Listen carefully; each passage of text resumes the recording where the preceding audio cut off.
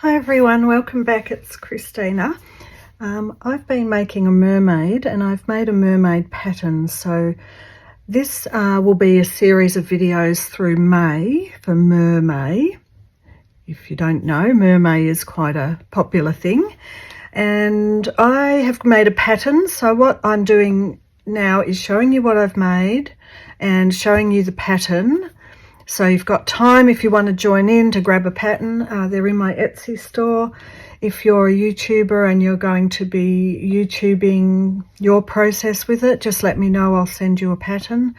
Otherwise, this is my mermaid. So I designed a very, very long and thin mermaid. I think there's probably still bits I can do to it, but I because of the size, I have to just sort of slowly bring her through. So she's got her fins on her back, and obviously anyone who makes one, it's going to be very different. So this is the adult female, so designed to hang on the wall like the three flying ducks that were from 1939, I think. Beautiful. So I've been having fun using all my little bits of scraps and the tail, and I've made her very eel-like because who knows? Do we know what a mermaid looks like? No, only what Disney says. So this is like a little beautiful belly dancer thing. Now, this one's got two little fins like this, but I've also got an alternative tail, which is a whale tail, which a lot of people might prefer. But I kind of like the way that it's a little bit of a siren-y or something like that. Anyway, this is what will be in the pattern if you download it.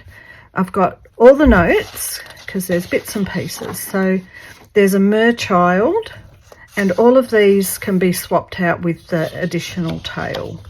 So there'll be a mer child, a mer teen. I've got the flatter chest or a slight rise if you want female or male. So it can be a teenager male or a teenager female. And I've got 3 sheets for the adult.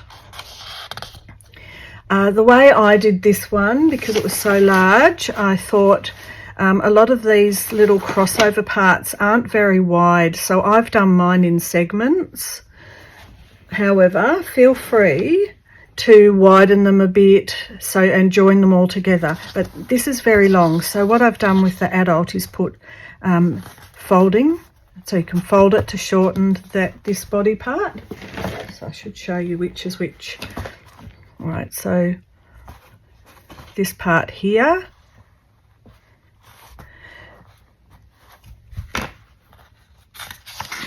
head's self-explanatory. This is the top of the arm, and then there's the bottom of the arm. They were mostly done separate in bits, just simply because for the printout, that's all. That's the only reason. So you've got the arm is 2 parts, but you can join them all and cut them all out in one big thing. So once again, I've got the male body or the female, up to you. Have a play. It's all fun and games. So this part can also be folded to be shortened. You can leave this whole part out, and instead of using the fins, just use the tail. So I've got a couple of notes on the new tail. What I'll be making will either be the child or the teenager throughout May and going through the process. So with this tail, of course, you can decide how long you want the body, whether you shorten it. The child and the teen are not going to be super long because they're designed to be smaller. But if you're doing this tail on the adult, you would cut on this outside, and here's your sew line. So I've marked adult, your stitch line. Teen, your stitch line's here, but you'll cut the adult line. And for the child, you'll cut on the teen line, but your stitch line will be the inner. So you'll be able to mix and match. In my notes, I have just mentioned that if you're going to, say, join bits together, so if you're going to join, we were not doing this, but you're doing this mid-body, and then you're joining the fins.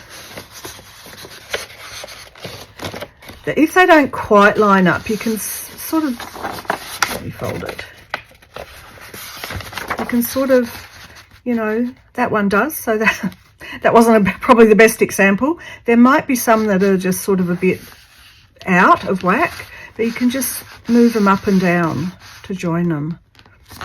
And I'll be doing this tail because I've already done the other tail, so I'll be doing this tail with, I'm not sure yet. I think I might do the child because it'll be easier to fit it on the camera. But I definitely am going to do a gothic teen as well. So a angsty goth teen. I don't know if I'll manage 2 in 1 month. I've got too many other projects. So this is what's coming up for May.